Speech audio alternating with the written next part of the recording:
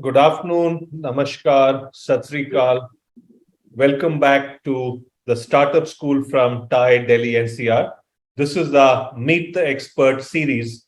We started the series earlier this month. You heard from other experts on how to build a product starting from a clean slate, how to build your initial team, how to run an MVP. And today is the August edition of Meet the Expert series. It's my pleasure to invite Taran Chhabra, the founder and CEO of Neeman's, which has disrupted the Indian footwear industry.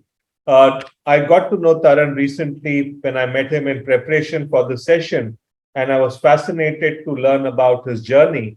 While he's made a great niche for himself and Neeman's in the food segment, I was fascinated to learn that his earlier career was in big pharma and life sciences companies. He spent a lot of time in US. And I always keep telling young startup founders that, look, when you have a big problem to solve, you come up with a great solution. So in his case, I learned from Taran that he had 300 pairs of shoes in his basement in New Jersey, US. And once when he was on a trip to Spain, he was lugging around 5 pairs of shoes, one formal, one casual, one trekking, and stuff like that. That's when he asked himself, what if I had one pair of shoe that could meet all my needs and keep me comfortable the whole day? And that's how this thought was born. And that's how we have Neeman's here today. The other thing I read up from his profile was that the name Neeman's is a combination of his parents' names. The first uh, knee part of it comes from his mother's name Neelam, and Man comes from his father's name Manjeet. So that's a great tribute to great pay to parents who've given us all so much. So that's a fantastic thing, Taran. And finally, I think the shoe itself, you designed and put out in the market great shoes that are not just comfortable, that wearers can wear morning to night, but I think you made it sustainable, reducing the carbon footprint. And that's a great contribution that you're making. It's a privilege to have you with us today. So, Taran's going to be talking to us today for the first 20-25 minutes on how to get initial traction and customer feedback. But obviously, woven into that will be his own journey to how he got to Neeman. So, over to you, Taran. A note for the audience, we've already got some questions from you in advance, but feel free to use the Q&A box at the bottom of your screen to send us more questions, and we'll try and take as many of those as possible. So welcome, Taran. Over to you. Thank you so much, Srikant. Appreciate it. Hi, everybody. Thank you, Srikant, for the appreciation, right? And thanks, Thai team, for having me here. So, everybody, my name is Taran Chhabra. I'm one among the founders of a new age and the only sustainable footwear brand today in India, right? So, what we do in a nutshell is we have chosen materials that naturally exist within the ecosystem and crafted exceptionally comfortable footwear. We are pioneers in introducing merino wool footwear in India. We've created a slipper that's made with recycled tires. We've introduced a sneaker that's made with recycled plastic bottles. And our most recent addition is a sneaker that's made with sustainably grown trees. Now, the idea, or a little backstory, about me, I've graduated in India. My first job was in Satyam back in the day in 2005. Worked in the IT sector for 2 years here. Wasn't thrilled with the kind of work that I was doing. So I quit my job in India, went to the US, did masters in computer science, and worked there for about a decade. Now, my core background is business strategy, data technology, and creating high-profile data solutions for large pharma companies, what I had done in the US for about a decade. Right? Now, let's talk about the core value proposition or the problem statement that Neeman's is going after, right? Now, back in the day, my work used to start at 6 in the morning, right? I used to go out for a run, and my job was in Philadelphia downtown, which is about 2 hours from where I used to stay. So I used to take a 2-hour train ride in the morning and in the evening every day. And I used to run to the train station, so that involved a running shoe. And post getting down from the train station, I again used to run to my work, which was in Philadelphia downtown. And then I used to put on a formal shoe, right, which is made from leather. And I used to hate that aspect of my day. Now, if you look at formal shoe, it's made from animal skin. Second, the material is so rigid that it compresses your feet, right? Your feet have a certain archetype and they need to breathe so that you're extremely comfortable. But what leather does is leather compresses your movement of foot. So it restricts how you go about all your activities during the day. And that meant I could wear my leather shoe for just 2-3 hours. And again, I used to take out my shoe for most part of the day. And when I used to go out for lunch, I used to again remove my leather footwear, put my running shoes back on, and then go out for lunch. And this meant that I accumulated a lot of footwear over the years in the US. And one travel experience back in 2016 left me wondering, why don't I do something about this space? That's when I spent about 3 to 6 months just traveling to different footwear hubs around the world. I spent a lot of time in South Korea. I spent a lot of time in Turkey, in India, in China, and learned the footwear space from ground up. I said, I'm not going to hire just high-profile consultants and let them dictate how shoes are going to be made. So when I realized what goes into a shoe, that's when I learned that, there is sourcing, manufacturing, design, and everything that is used in the current manufacturing space comes from chemically sourced, artificially made materials, which are extremely harmful for our feet. And also, Taran, I think there's feedback from the audience that your volume is low. So can you do something about it? Microphone? Yeah. Got it. I just pumped it up.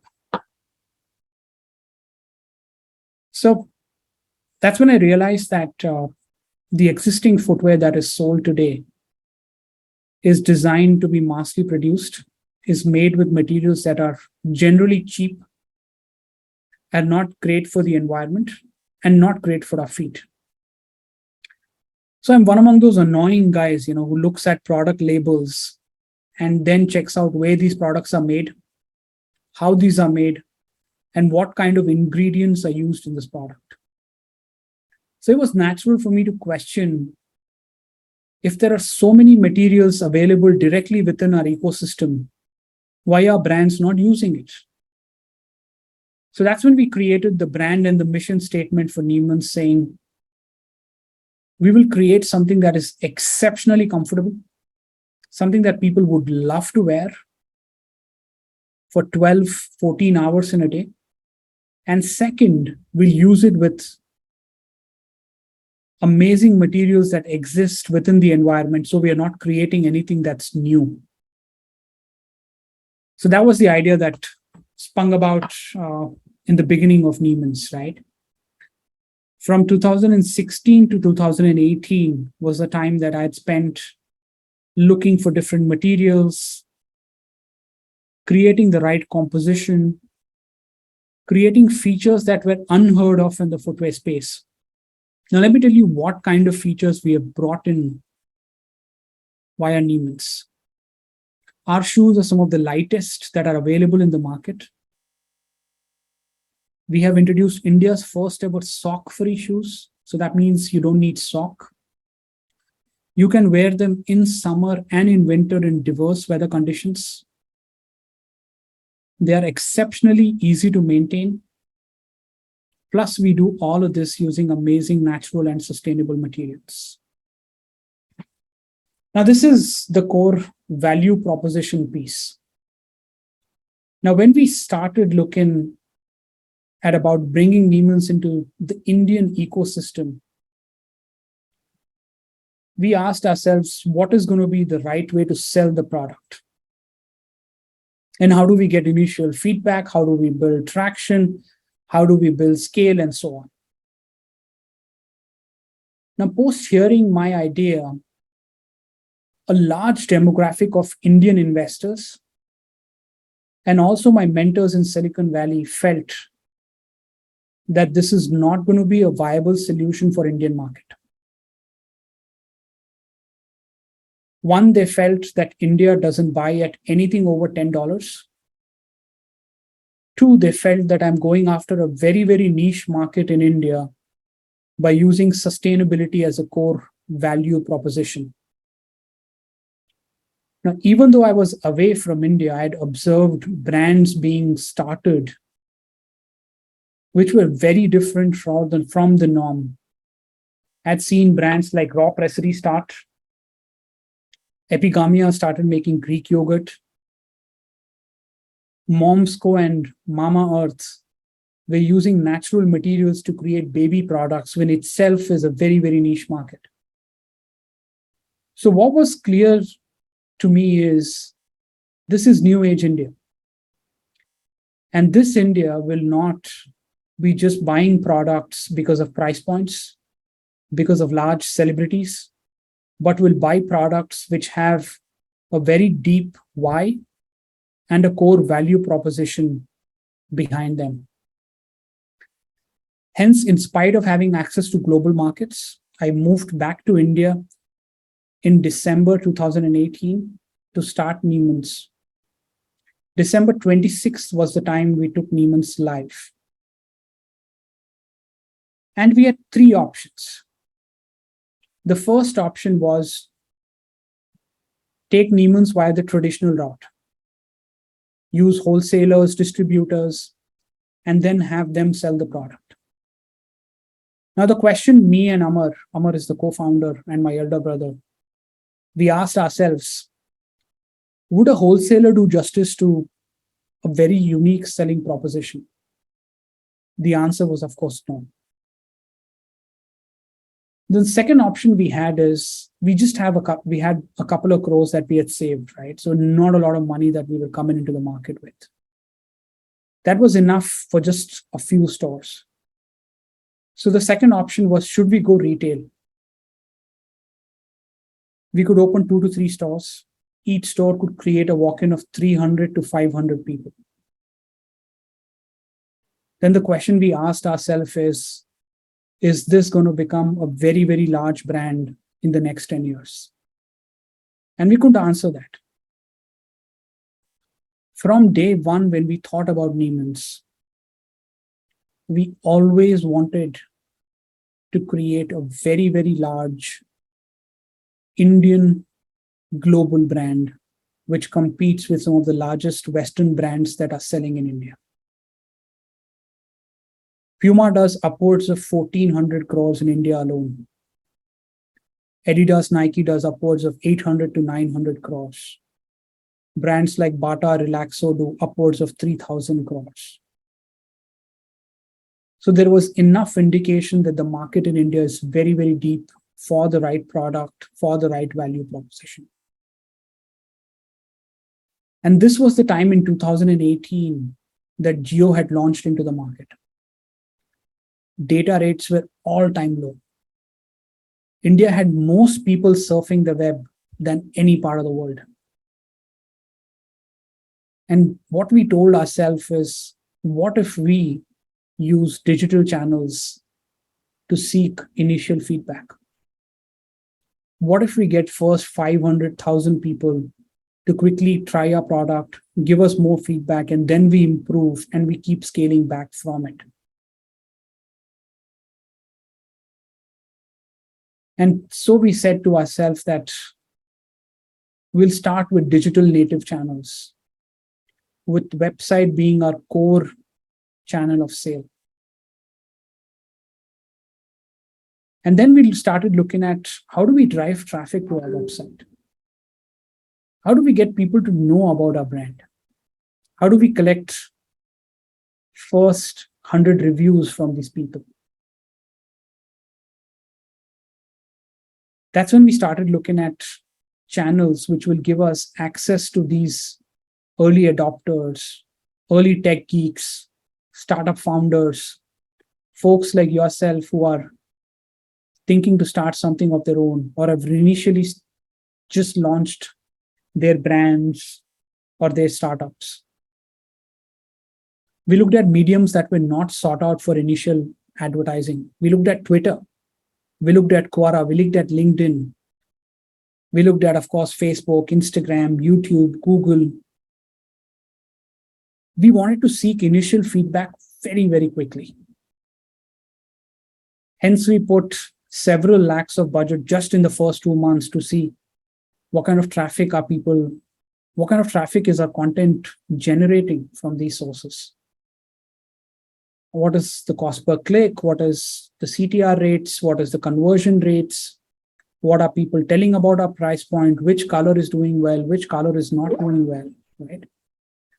And there was great responses just in a couple of months.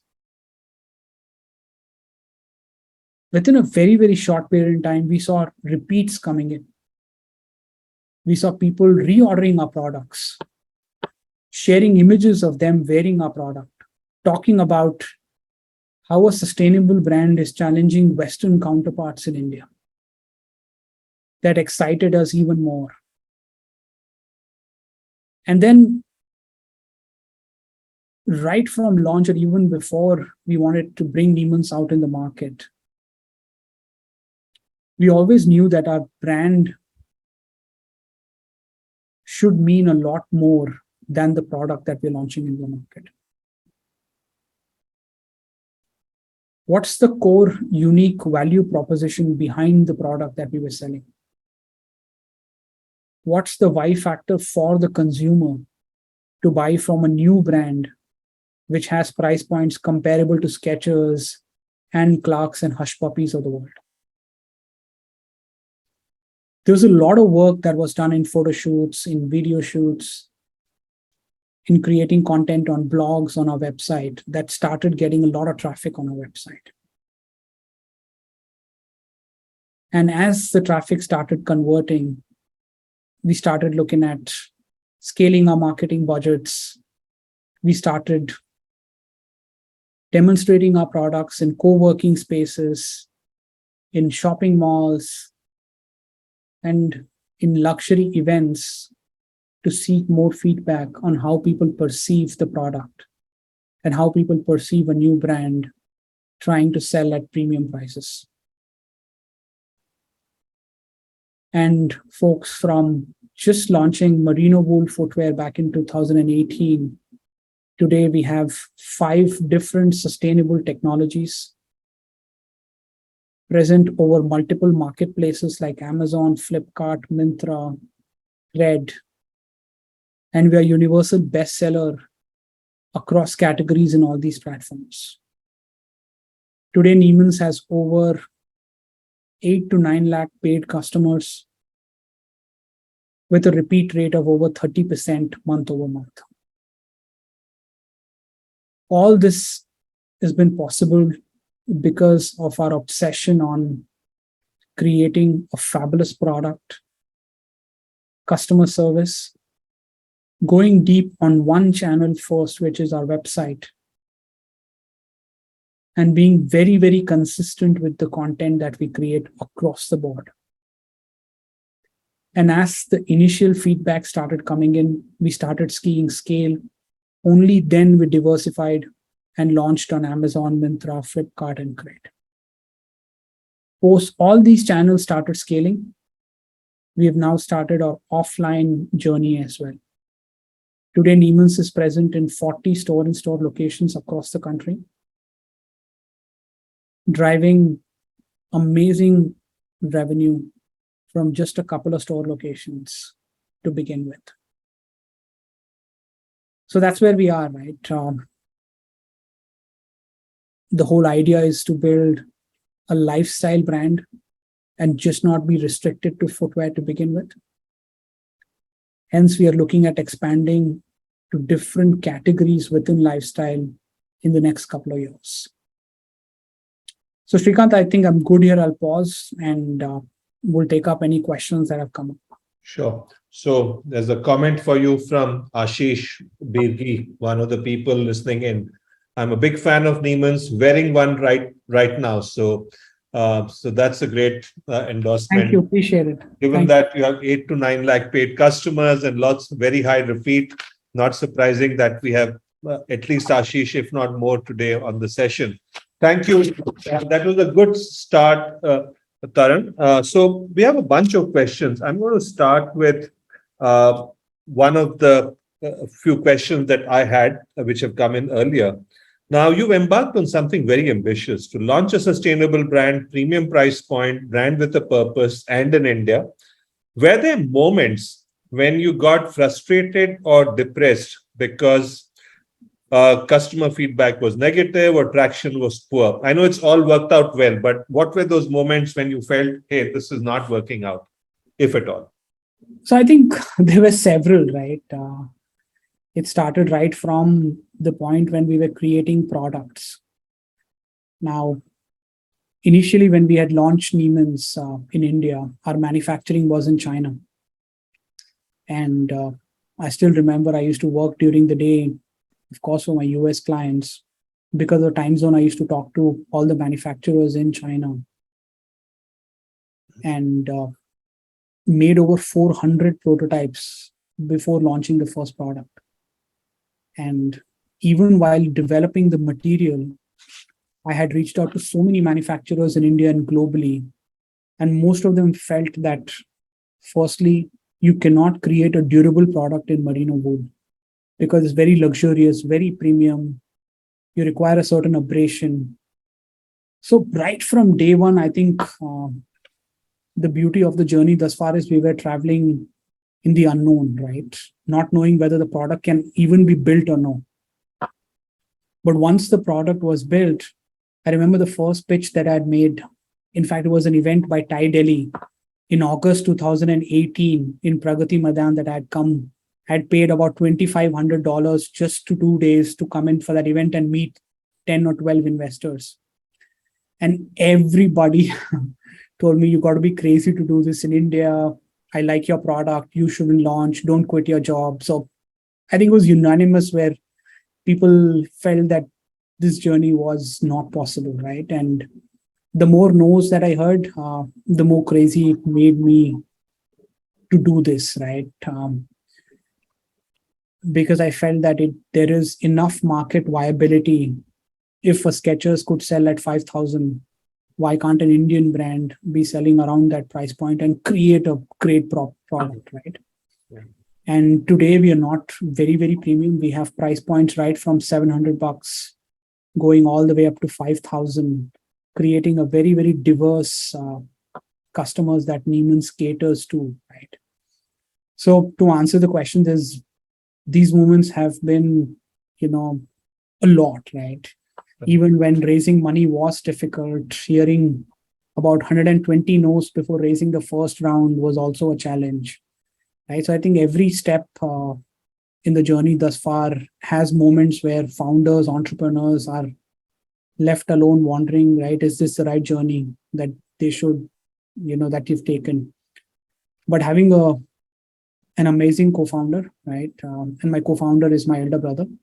So there've been tons of arguments, fights, but again, you come back and your personal battles are way smaller compared to the journey that you're embarked on, right? So having a very supportive founder and also today a great team has helped me, keeping sane across the last three and a half years. So I'm taking away 2 or 3 key messages from what you just said. One is a co-founder, you have each other's shoulders to kind of occasionally lean on and cry on. I think that's important, notwithstanding the arguments you may have. But the other thing is so many doors slammed on your face by investors and others who refuse to buy into your vision. But I think your conviction was born out of the fact that you knew more about those shoes and the global shoe market because you've done so much groundwork and no one else had done it. And that's where your conviction was born. So I think as founders, we all need to be crazy and mad to go out and change the world. But that craziness has to be backed by hard work, which you clearly did. And that's a big message I'm taking away from this. But I had a question. You launched purely your own website and own online channels before going to the platforms like Amazon or Flipkart. You spoke about some of the early feedback that you got from your customers. What colors did they like? Which shoe did they like? So tell me something. I mean, how did you pick up those cues? Was it just saying which of my shoes are getting a better click-through rate? Which ones are getting a better purchase? Or did you go out and do something more active in terms of talking to customers besides just looking at the digital patterns? Did you do that talking yourself? Did you delegate it? Did you outsource it? I'm trying to figure out how did you pick up those early signs which reassured you that you're on the right track? So a couple of things, right? Now, when I looked at launching via digital channels, right, I looked at one, the core problem that exists in buying online. Now, if you look at some of the larger brands, look at Nike, Adidas, Skechers of the world, right? Go to the D2C channel, right? Nike.com or Nike.in. You'll see about 50 different categories. Within 50 categories, each category has about 150 to 200 styles. And each style then has about 10 colors. So buying online for such larger brands is just impossible for a consumer. And whenever I used to buy, I used to do at least a week of research, trying to read a lot of blogs, maybe calling up some bloggers in the US before I need to make a high value purchase. And before even getting to the market, I said, this can't happen with Neeman's. So we have to launch less. We launched only 3 styles. And we said, this has to hold the thick of time. And these styles, 3 styles, have not changed for us till date. It's been 3.5 years. There's been a wide style. There's been a loafer without lace. There's been a classic sneaker. And these 3 shoes have seen hundreds of years for other brands. What we've done is we've made them amazingly comfortable, very, very minimal, and use great materials. And we launched these 3 styles in just 3 colors, black, blue, and gray. So the time that would take for a customer after he or she has decided to buy is very, very less on our website. But to going back to your question, the early signs were predominantly digital, right? Because the amount of data that I could have gotten just by releasing a few ads was fabulous, right? Trying to see which color is being added to cart more, which color is bought, which color is reordered, right? It meant a lot.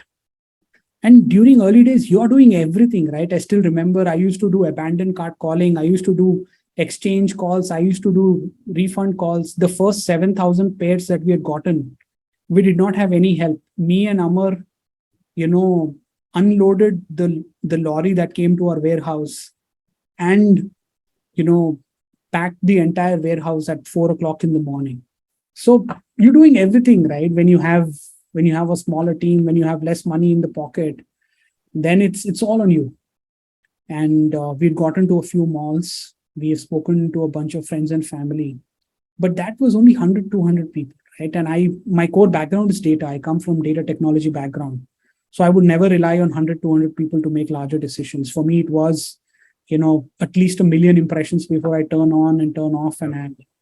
Yeah. So because from day one, the idea that me and Amar had was, this has to be a massive, massive business. Yeah. Because what we had told ourselves is if we are going to lose sleep, then we rather lose sleep on a bigger business, not on a hobby or a passion that we are endorsing, right? And the question that both of us asked ourselves is the problem that we are solving, can it turn into a very, very large brand in the next decade and become a $1 billion business, right? And both of us could only say yes to that problem, to the answer. And then we looked at launching Neeman's. So website analytics and looking at that data was where you got all your insights from. I have a related question. A lot of direct-to-consumer brands go to Amazon, Flipkart, and other platforms first because there is traffic coming onto those platforms. It's hard, it's expensive to get traffic to your own website. You clearly made a choice to start with your own website and go to the platforms later. Now, how hard was it to build traffic? How did you scale up your spends? I'm trying to visualize your first 1,000, 10,000, 100,000 consumers to buyers on your site, what kind of money or CAC did you have to spend actually? Because If I start looking at my marketing budgets, right, I'm going to avoid my travel for the next couple of years. But it was a very tough choice, right? And in hindsight, it was very, very gutsy for us to take that, because when we looked at Amazon or Myntra as a channel, right? You're right, they have traffic, but the question that we asked ourselves is, the target consumer who's coming onto that website, is he buying the price point of the product, or is he buying the brand of the product? And clearly, when we launched, we had neither. We didn't have great price points, and we did not have a large brand that could drive users to buy our product. So we felt we can't win in the pricing game, right? That was never the route that we wanted to take initially. So we felt, let's drive 100 orders. Let's drive 200, 300 orders via our website. See what kind of marketing money it requires. Try and test the CACs. Is it driving repeat? Once this works, we'll put in more of our savings. If this works, then we'll raise our first round. So that's how the idea began, right? The CACs were reasonable 3 years ago. And because we were, in fact, one of the earliest adopters of Shopify's of the world, trying to use a lot of digital advertising apart from Amazon, Flipkart, or Myntra back in the day, and selling some very core different value propositions, right? So getting, I think, the first 1,000 customers was not a big challenge for us. And Right. then repeats started coming in. We had created a PMF of sorts. We raised our first seed round and then started expanding across channels. But even in the hindsight, if I had to do anything differently, I think I would still start on the website, even though it's very difficult, very expensive. So, no, that's interesting. You obviously had a high price point, high gross margins, and therefore you could afford to spend that. There's a question from Arunav Chaudhary in the audience who says, look, if I have to build a brand on a budget, what social channel should I use? Can I build my brand without burning huge sums of marketing money? And this is probably contrary to what you did. You said you burnt a fair bit of marketing money. Now, in hindsight, could you have done it with a lot less money? So let's look at category to category, right? Now we started with a premium product around the $5,000 range, right? So convincing consumers to buy at $5,000 does require getting a frequency of at least 2 to 3 times for people to see the ad. So it requires certain marketing budget. And if I had gone the traditional route, that meant I would have started very, very slowly and relied on giving massive discounts, which would have been contrary to what I was building, right? So in my case, the answer would be no, right? It is not possible. Or the route that I could have taken is I could have introduced a product at a much cheaper price point and then try and drive consumers to buy a product. But the fact of the matter is I'm building a lifestyle brand. I'm building a brand which has aspiration and which is competing with the Western brands. So just selling on Amazon, Myntra, and Flipkart wouldn't have cut it, wouldn't have given me the access to, millions of consumers back in the day or even today. Now, it depends on the category. If I was launching a product in food or FMCG, then I would have never spent that kind of money. Yeah. So that makes sense. There are two people who asked questions relating to sustainability because that's a major plank for you. I'm going to combine both questions, Smita Mishra and Yuvraj Manish. Smita says, look, sustainability is your big lever, and therefore you obviously used it in marketing Neeman. But how did you go around finding those audiences who would find that as an appealing proposition? How did you match your offering and finding the right audience? I'm reinterpreting her question. Did Facebook or other channels allow you to target accurately for sustainability focused audience? How did you reach that? And then Yuvraj is saying, look, government regulations, leather might get banned. Do you think there'll be more competition? Will your value proposition remain unique, or will there be many brands on the sustainability plan? Two questions on that front. All right. So let's take the sustainability route first, right? Now let's go back in the day in 2018, right? Very less people were talking about sustainability. Frankly, none. Right? People were talking about natural products linked to baby space, handful of them. But the motivation factor in a baby space is very, very high, right? Because, of course, you don't want to take any chances with kids in their early years or even in their growing years, right? So there was no clear intent of buying on just sustainability. People were not Googling, I want to buy natural shoes, right? No. So from day one, it was clear that we are building awareness for it. We are building a market for it. And we started with a small cohort of people that we felt would work. We used Twitter, Facebook, started talking to metro city folks, predominantly 25 to 44. And then started creating a lot of content on why sustainability is important, why the materials that we used are special. But apart from that, we built a very strong product proposition. Because what we had realized is, we are innovative, right? But alone sustainability is not going to trigger people to buy. And from day one, we knew that we can't higher price our product because we are sustainable. Now, this happens a lot in Europe. This happens a lot in US, that sustainable brands are 20 to 30% higher. Yes, the cost to make sustainable product is, of course, high. But we always knew that we had to be on par with the brands that consumers will compare us with. We started with 6,500 because, frankly, we didn't have enough money. We had to make a certain gross margin to order again. But the moment we started seeing repeats coming in, we dropped our prices to $5,000. We said this is the right price point. We make decent margins at $5,000. But we introduced something called core features behind every product. And we drew a lot of inspiration from electronics category. Now, if you look at electronics, right, if you ever walk into a showroom back in the day, now a lot of stuff, of course, purchase happens online. But now let's imagine if you're buying a TV, you were looking at LCD, you were looking at number of inches, whether it is smart, what kind of output does he have, right? And which brand is it from? And we introduced 7 features which we felt were very, very unique. India's first sock-free shoe, very, very light, around 200 grams, can be worn in summer and winter. No smell. First shoes in India that did not smell when worn without socks. Natural materials and machine washable. That meant we had imagined everything what a consumer could need. And we started talking about these 6 points across different funnels in our advertising. And people loved it.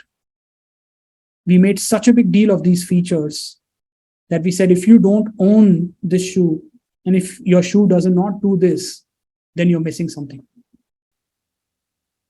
So sustainability was a hook, but it was not the only hook. Yeah. And then COVID hit. Motivation for natural products grew by 10x. Yeah. And things started, changing, right?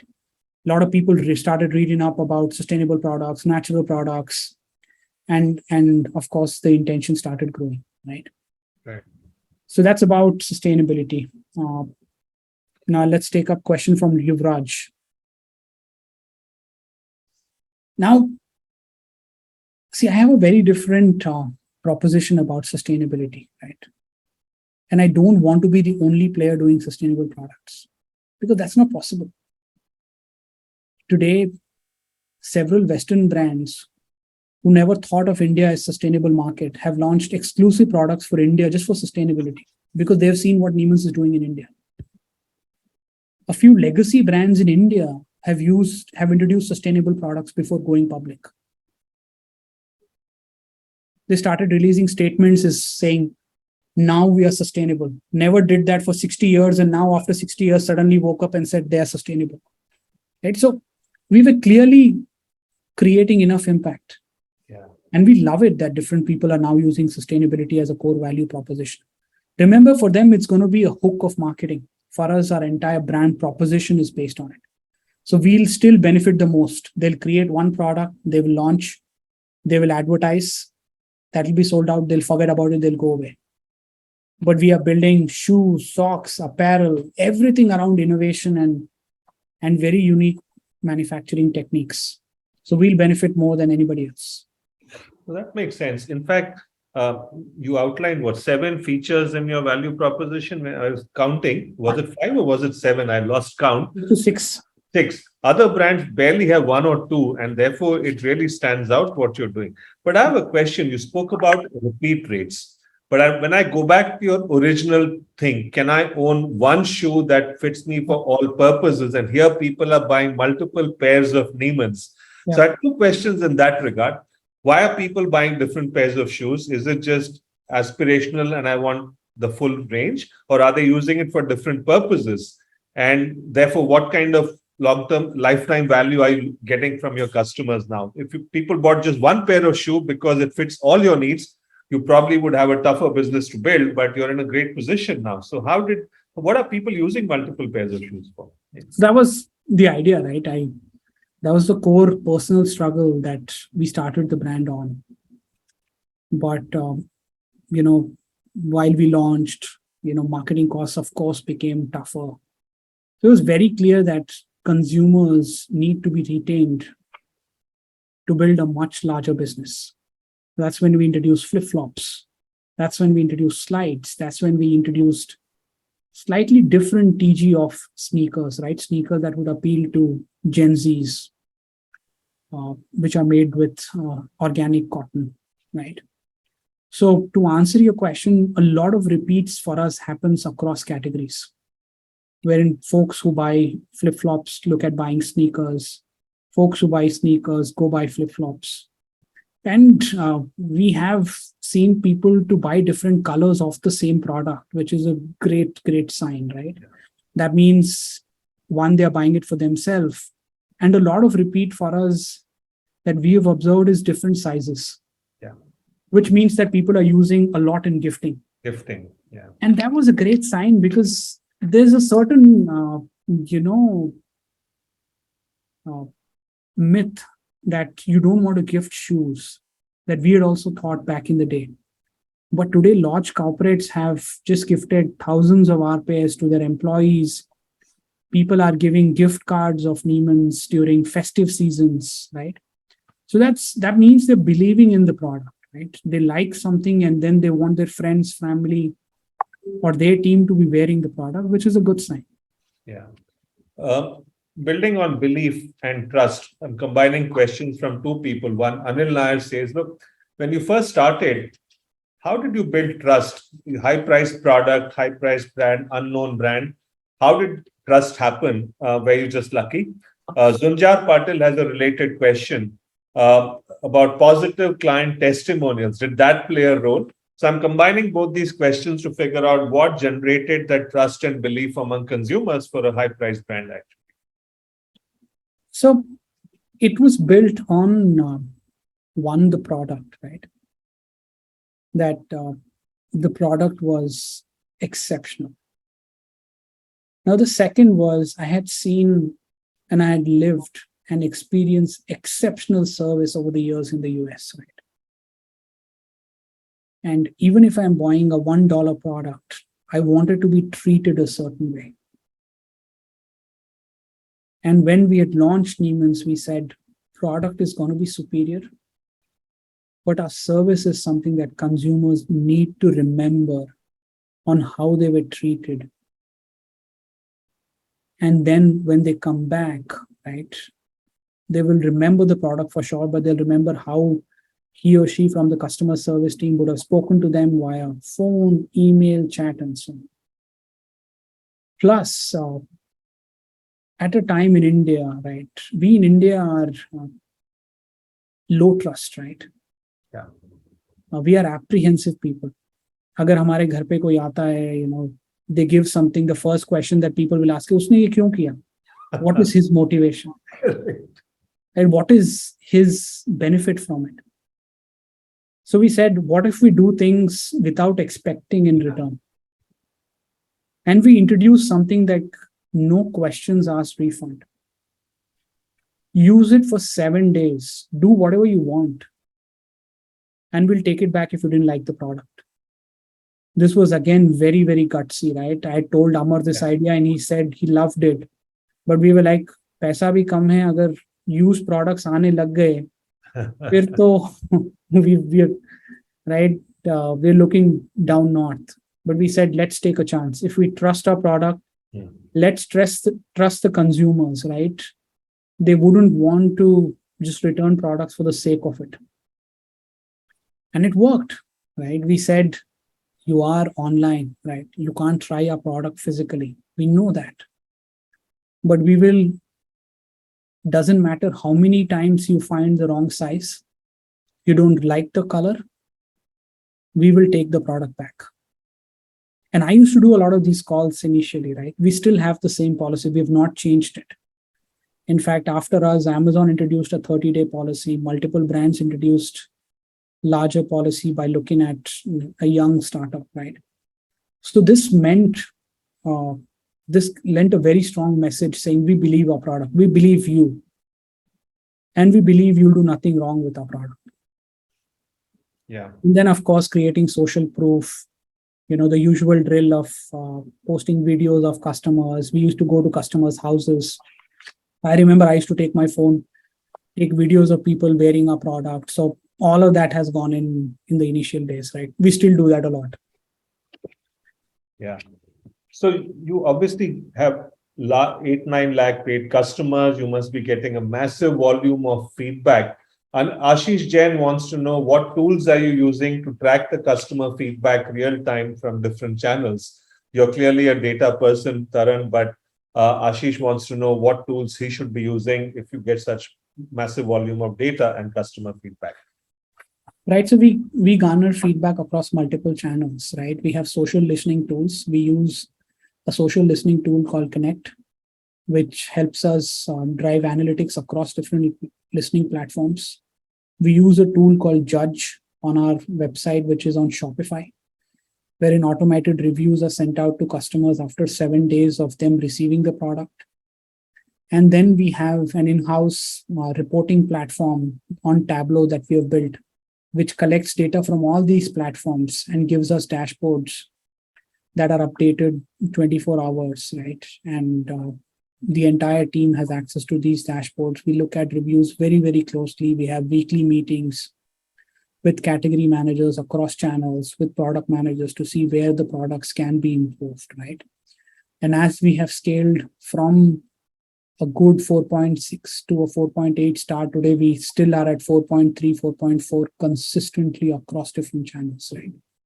Which means that people are liking the product that they're getting. Based on all the feedback you get, has it led to a eureka moment for a new product, a new SKU, new style, or whatever? Or have you changed course in any manner based on customer feedback? Any significant? It's happened several times, right? Okay. One core feedback that we found, which was very surprising for India, is, now if you guys know, a traditional sneaker is always white sole, right? It's black and white sole. Yeah. It is contrast. But when we introduced whiter soles or creamer soles, we saw very less takers for it. We were very surprised that larger brands have great volume.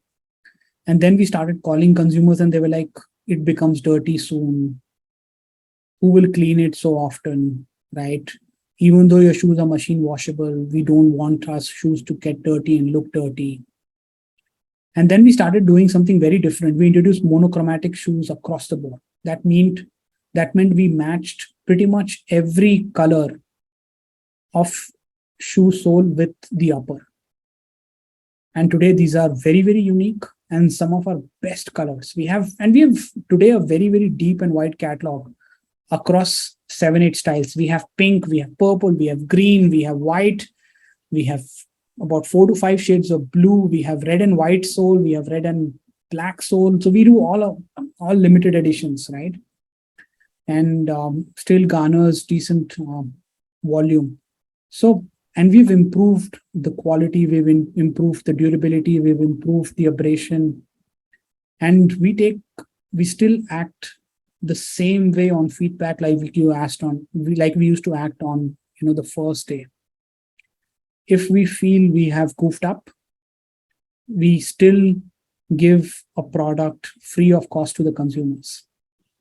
Even after a year and a half, if a consumer comes and pings us saying the product has lost its sheen or it's lost the bonding, we have given them a new pair, which is very, very rare. After 1 month today, nobody does that, in fact, in any brand.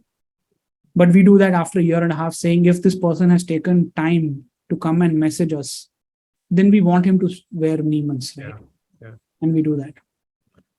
Now, Sandeep Gandotra wants to know what are your best-selling products, colors, SKUs, etc. And relevant for me also. I'm yet to buy my first pair of Neemans, so I want to know what's my first safe purchase I should go in for, Taran. So, to colors, blacks do well for us. Blacks, grays, ivory is a very, very popular color for us, right? Which is off-white. And off-white is unlike other brands. A lot of brands have white. We introduce off-white, so it's a very beautiful color. Off-white with a brown sole, looks very premium. Black, white, off-white, and gray are some of our best colors.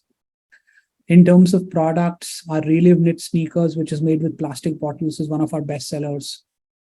Our wool joggers, which is a casual, all-day wear, our first flagship product, is still hands down one of the best products we have ever created. It's a beautiful product. And our flip-flops as well. Now, if you ask me this question, it'll be like, telling which of my kid is better, right? And it would be difficult. So I love all of my products. Otherwise, we don't launch them. So as we near the end of the session, I have picked 2 final questions, 2 slightly different themes. One is, I'm assuming you will continue to talk to investors as you look at your expansion plans. How do you fit in with ESG investing? Therefore, you're bang in the middle of all of it. Is there a way in which you measure and report your own ESG metrics, or is it not really as specific as that? Now, we don't measure extremely deep ESG metrics because we look at several materials, and most of these materials are sustainable in nature. Now we've started to build a more research process on the exact carbon that is being emitted. That is something that we are working with some professors across the country and building an exact number wherein we calculate, the exact sustainability of print that we're leaving. But we do look at the overall material game that we've changed. Today, I think we've recycled close to 1 million plastic bottles alone. Wow. Right. We have recycled tons of tires. We have recycled a lot of rubber, right? So a lot of these measures are done already, but not created a deep metrics. It's still a work in progress in terms of the carbon footprint. Yeah, that helps. Final question, what future plans? You've mentioned apparel, you mentioned other products. What about global? You built a brand which has the potential to be a global leader. You've beaten the Western brands in India in terms of image leadership and built reasonable volumes. Are you looking at global markets? Yes, we've started to identify markets that we feel we should garner first, because every market is pretty much like a PMF, right? Every market requires a deeper marketing budget. It requires to do all of it, what we've done in India, right? Brand building, look at the problem statement, use local influencers, drive traffic. So all of this means that it will be a startup within a startup, right? Yeah. So we've identified 2 demographics internationally where we feel we'll target first. Build a PMF. If that works, then of course raise more capital money and go deeper within those markets. A lot of offline for us is definitely on the cards.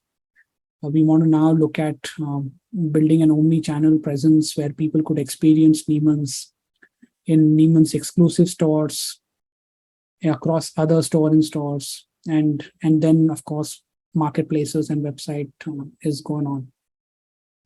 Taran, this is more for my understanding that in terms of uh, the brands, in terms of the core consumers who are buying your product today, is it more Gen Z? Is it more millennials? Is it older? Where is your core customer base today? It's not, we have a very diverse core TG, right? But the core people that are buying Neeman's a lot, the first audience is upwards of 25 to 34. Then our next chunk of audience is 44 to 64. Wow. Right. We are not a very heavy Gen Z brand today. And that's my core focus area as well. We feel a millennial appreciates what Neeman's offers a lot. Right. And even an older TG just loves how comfortable and sustainable our products are. We do well in Gen Zs as well, but that's not a very deep focus area for us. Focus area for you. Taran, it's been such a pleasure talking to you. You've been so patient and calm in answering a variety of questions. Your journey has been so fascinating and inspirational. You've got into a level of detail which I'm sure every person in the audience has found useful. And it's such a privilege to see a beautiful brand being built out of India. You came back to India with a vision and conviction, and you built something fantastic. And I'm sure the future is only going to get better. Really want to thank you on behalf of TIE Delhi-NCR. This is meant to be Meet the Expert series. Clearly, you brought in a degree of expertise that the audience will value and walk away with. Appreciated. Thank you very much. Abhishek, would you like to add something? Otherwise, a big thank you and a big round of applause on all our behalf for you, Taran. Thank you so much, Srikanth. Appreciate it. Thanks, Srikanth. Thanks, Taran, for joining us today. Thank you, Srikanth.